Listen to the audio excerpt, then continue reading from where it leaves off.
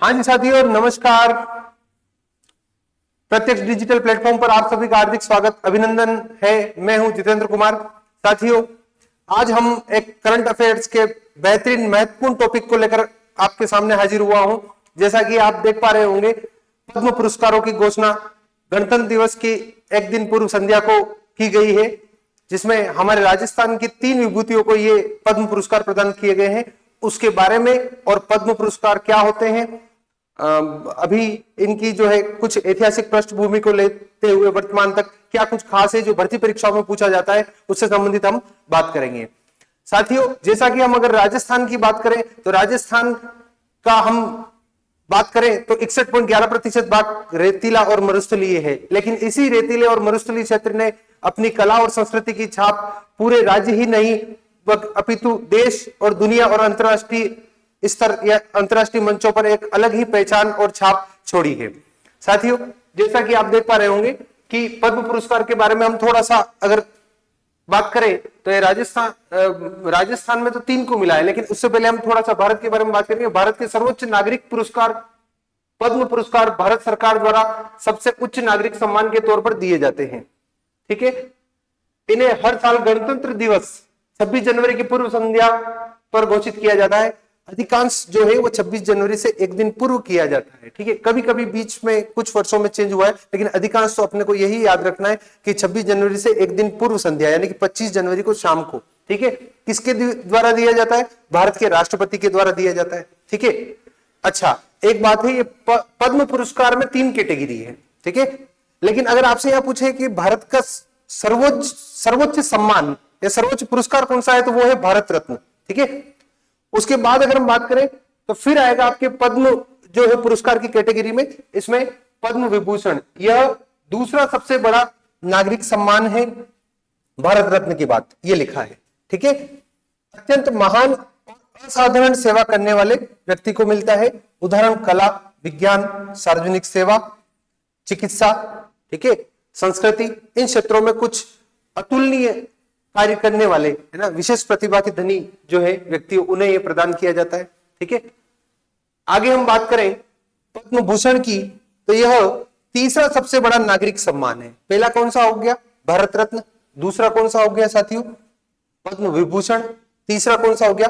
पद्म भूषण। ठीक है, यह उच्च कोटि की विशिष्ट सेवा के लिए दिया जाता है। ठीक बात है, किसी भी क्षेत्र में बेहतरीन कार्य करने के लिए दिया जाता है। ठीक है, तीसरे नंबर पे पद्मश्री, यानी कि जो पद्म पुरस्कार है उसकी कैटेगरी में तीसरा है। लेकिन अगर हम बात करें तो भारत का चौथा सर्वोच्च नागरिक सम्मान है आपका पद्मश्री। बात समझ रहे हो? यह विशिष्ट सेवा प्रदान करने वाले व्यक्ति को मिलता है। समाज सेवा, कला, खेल, विज्ञान आदि में कुछ विशिष्ट कार्य करने वाले व्यक्तियों को दिया जाता है। ठीक है, एक और भर्ती परीक्षा में आपसे साथियों पूछा जा सकता है कि क्या मिलता है, तो पद्म पुरस्कारों में एक तो आपको मेडल, पदक मिलेगा, एक प्रमाण पत्र, एक सर्टिफिकेट मिलेगा, है ना। मेडल जो है वो इस तरीके से आप उसको अलग से, मतलब तीनों पे लिखा होता है, एक पद्मश्री, है ना, एक पद्म विभूषण, पद्म भूषण। ठीक है, तो एक प्रमाण पत्र मिल जाएगा, एक आपका मेडल मिल जाएगा, और कोई नगद राशि नहीं मिलती है, यानी कि आपको नगद राशि के रूप में कुछ नहीं मिलेगा। ठीक है, और एक और क्या विशेष, एक नाम के आगे और पीछे टाइटल की तरह उपयोग नहीं किया जा सकता, ये भी थोड़ा विशेष ध्यान रखना है। चयन और घोषणा, प्रत्येक वर्ष केंद्र सरकार नामों की सूची तैयार करती है। ठीक बात है, भारत के राष्ट्रपति द्वारा गणतंत्र दिवस से पहले यह घोषणा की जाती है। ठीक है, यह बात हमने की है। अच्छा, पद्म पुरस्कारों की शुरुआत कब से हुई है, यह ध्यान रखना है। 1954, 2 जनवरी 1954 से जो है पद्म पुरस्कारों की शुरुआत की गई है। ठीक है, अगर हम वर्तमान में बात करें तो राष्ट्रपति श्रीमती द्रौपदी मुर्मू द्वारा 2026 के लिए गणतंत्र दिवस की पूर्व संध्या को कुल 131, साथियों ध्यान रखना है, कुल 131 पद्म पुरस्कारों की घोषणा की गई है। इसमें भी अगर हम बात करें तो पद्म विभूषण, जो कि पद्म पुरस्कारों में सबसे फर्स्ट है, ठीक है, ये 5 को प्रदान किए गए, पद्म भूषण 13 को, और पद्मश्री जो है वो 113 अवार्ड प्रदान किए गए हैं। टोटल 131 से याद रखना है। पद्म विभूषण कितने हैं? 5 है। पद्म भूषण कितने दिए गए? 13, और पद्मश्री कितने दिए गए? 113। टोटल जो है वो 131 साथियों, याद रखना है, भर्ती परीक्षा में ये प्रश्न पूछा जा सकता है। अच्छा, एक और बात, ये लिखा है देखो, सम्मान का ऐलान, 5 हस्तियों को पद्म विभूषण, 13 को पद्म भूषण और 113 को मिलेंगे पद्मश्री। अच्छा, पद्म भूषण कितनी हस्तियों को मिले? 5 हस्तियों को मिले हैं। 5 कौन कौन है? हमारे राजस्थान में पद्म विभूषण एक भी हस्ती को नहीं मिला है, लेकिन अगर हम भारत के संदर्भ में थोड़ा सा प्रश्न बन सकता है तो ध्यान रखना है, 5 हस्तियों में एक है अभिनेता धर्मेंद्र, कला के क्षेत्र में दिया गया है। जस्टिस थॉमस केरल राज्य से है और समाज सेवा के क्षेत्र में इन्हें दिया गया है। एन राजम उत्तर प्रदेश राज्य से संबंधित है और इन्हें कला से संबंधित क्षेत्र में दिया गया है। और पी नारायण को भी जो है वो समाज सेवा या लोक सेवा के क्षेत्र में दिया गया है।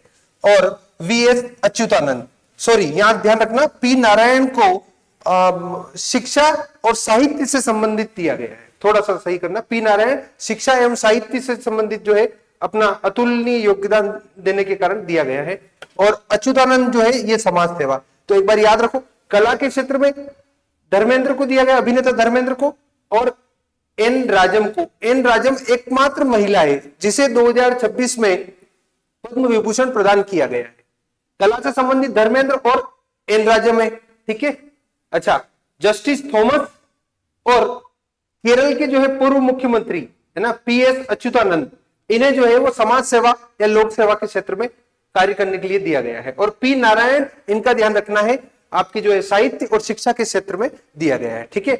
यहां एक और बात ध्यान रखना है, 2 विभूतियों को मरणोपरांत प्रदान किया गया है ये आपका पद्म विभूषण। वो कौन है? एक तो अभिनेता धर्मेंद्र कुमार और दूसरे हैं पीएस अच्युतानंद जो कि केरल के मुख्यमंत्री हैं। इन्हें मरणोपरांत पद्म विभूषण प्रदान किया गया है, ठीक है। अच्छा, एक और बात ध्यान रखना, इन 5 जिन्हें विभूतियों को पद्म विभूषण प्रदान किया गया है, इसमें से 3 आपके केरल राज्य से संबंधित है। कौन कौन है?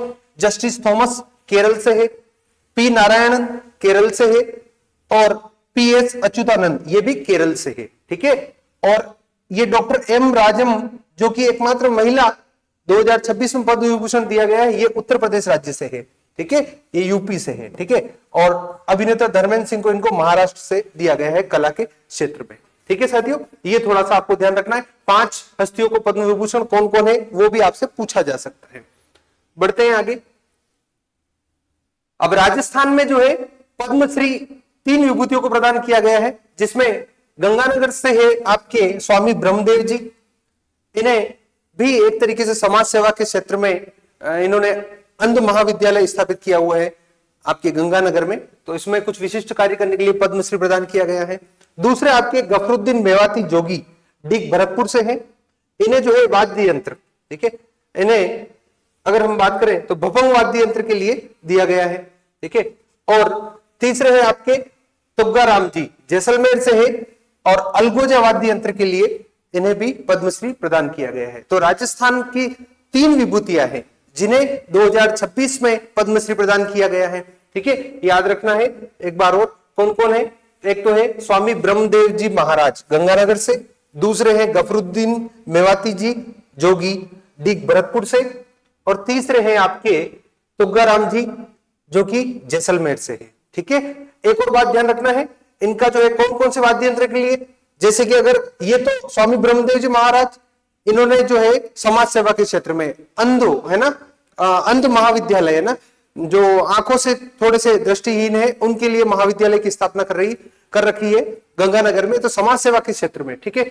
और गफरुद्दीन मेवाती जी जोगी, ठीक है, अलवर और भरतपुर वाला जो मेवात क्षेत्र है, ये भपंग वाद्य यंत्र के लिए जो है इन्हें पद्मश्री पुरस्कार प्रदान किया गया है, ठीक है।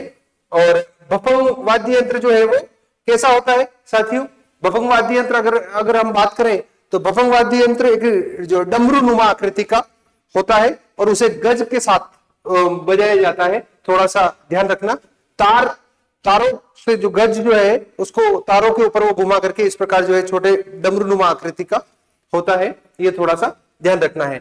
इसमें बकरे की खाल का उपयोग भी किया जाता है, ये भी थोड़ा विशेष रूप से ध्यान रखना है। मेवात क्षेत्र में जो है वो आप जोगी जो जाति है उसके द्वारा ये बजाया जाता है। इस कला और संस्कृति को जो है आपके मेवात के जोगियों ने जो है खूब ही अंतर्राष्ट्रीय स्तर पर भी खूब अच्छी पहचान दिलाई है। अच्छा, जैसलमेर के जो है तुगाराम जी, ये भी अलगोजा वाद्य यंत्र में जो है कहीं पीछे नहीं रहे, है ना, कई अंतर्राष्ट्रीय मंचों पर इन्होंने अपनी जो है वो प्रस्तुति दी है। और अलगोजा आपके राजस्थान का राज्य वाद्य यंत्र है, इसलिए भी महत्वपूर्ण हो जाता है। ये 2 बांसुरियां है ना, 2 बांसुरी, ये देखो आप देख रहे होंगे 2 बांसुरी, एक बांसुरी पे जो है छेद है, 6 छेद इस पे है और 6 छेद इस पे, मतलब एक तरीके से 2 बांसुरियां एक साथ जो है बजाई जाती है और ये फूंक देकर बजाए जाने वाला वाद्य यंत्र है, इसलिए सुशील वाद्य यंत्र की श्रेणी में है अलगोजा। ठीक है।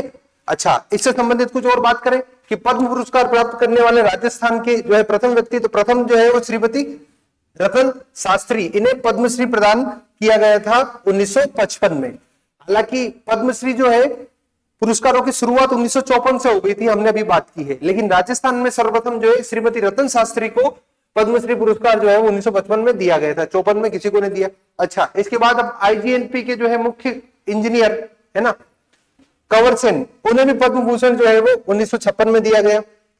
सूर्य कुमार भुयान को भी पद्मश्री दिया गया 1956 में। अच्छा, ये हनुमंत सिंह है ना, शासक हुए हैं आपके, इन्हें भी पद्म भूषण जो है 1958 में दिया गया है।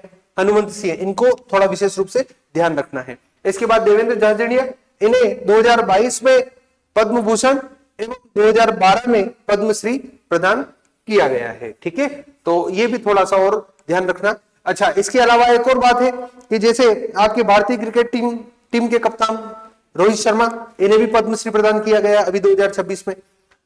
भारतीय महिला क्रिकेट टीम की जो कप्तान हरमनप्रीत कौर, इन्हें भी जो है आपको वो पद्मश्री प्रदान किया गया। ठीक है। प्रसिद्ध पार्श्व गायिका अलका याग्निक जी, इनको भी जो है ये पद्म पुरस्कार प्रदान किया गया है। तो साथियों, इससे संबंधित जो है कुछ प्रश्न बन सकते हैं, आपको थोड़ा ध्यान रखना है। एक बार और राजस्थान की जो भर्ती परीक्षाओं में तो ये तो ध्यान रखना ही है, एक बार और शॉर्ट में रिवीजन कर लीजिएगा। पद्मश्री सम्मान 2026 गफरुद्दीन मेवाती जोगी भरतपुर से है। ठीक है। दुर्लभ लोकवाद्य यंत्र भफंग के लिए है ना, भफंग वादक है ये गफरुद्दीन जी मेवाती। ठीक है, डिग भरतपुर से, इन्हें पद्मश्री दिया है। अच्छा, पांडुन का कड़ा जैसे लोक गीत जो है संजोय, इनको भी जो है खूब फेमस इन्होंने किया है। ठीक है। इसके बाद प्रगराम जी भील कहां से है? जैसलमेर से है। ठीक है, ये भी ध्यान रखना है। और आदिवासी लोकवाद्य अलगोजा है ना कि प्रख्यात कलाकार है, देश विदेश में अपनी प्रस्तुतियां दी है और लोकप्रिय बजाय। ठीक है। इसके बाद स्वामी ब्रह्मदेव जी महाराज गंगानगर से है और इन्होंने भी समाज सेवा और नैतिक मूल्यों और जन कल्याण में योगदान दिया है। ठीक है साथियों, एक और लास्ट में हम थोड़ा सा बात कर ले कि ये पुरस्कार क्यों प्रदान किए जाते हैं। तो कुछ जैसा कि हमने बात की, ये साहित्य, कला, खेल, संस्कृति, चिकित्सा है ना, उद्योग है ना, या चाहे कोई सार्वजनिक कर्मचारी हो, अधिकारी हो, चाहे कोई किसी भी क्षेत्र में कुछ भी काम कर रहा हो, है ना, कुछ विशेष अगर प्रतिभा का धनी है या उसके पास कुछ कला है तो उसको राष्ट्रीय अंतरराष्ट्रीय स्तर पर पहचान दिलाने के लिए जो है इस प्रकार के पुरस्कार प्रदान किए जाते हैं। ठीक है, और जिससे उस कला का संरक्षण किया जा सके और उसे आगे बढ़ाया जा सके। ठीक है, क्योंकि संस्कृति और हमारी कला के बिना जो है हमारा जीवन के जो रंग कहीं न कहीं अधूरे होते हैं, इसलिए ये सरकारों के द्वारा निरंतर प्रयास किए जाते हैं। साथियों, क्लास कैसी लगी कमेंट बॉक्स में आप अपनी राय लिखिएगा। चैनल को सब्सक्राइब कीजिएगा, शेयर कीजिएगा और बने रहिएगा प्रत्यक्ष एकेडमी के साथ। इसी प्रकार के जो है करंट अफेयर से संबंधित कुछ महत्वपूर्ण और देश दुनिया के कुछ महत्वपूर्ण गर्मागर्म मुद्दों के लिए जानकारी आपको मिलती रहेंगी। मिलेंगे किसी अगले टॉपिक में नए अंदाज के साथ, तब तक के लिए धन्यवाद। ख्याल रखिएगा आपका। जय हिंद, जय भारत।